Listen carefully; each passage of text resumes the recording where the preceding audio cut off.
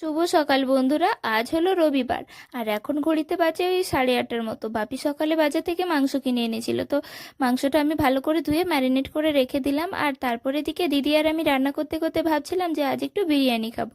তার জন্য চাল নিয়ে নিয়েছি আর চালটা ধুয়েও নিয়েছি, আর এদিকে ভাতটাও রান্না বসিয়ে দিয়েছি, আর ওদিকে করছিলাম দুধ গরম।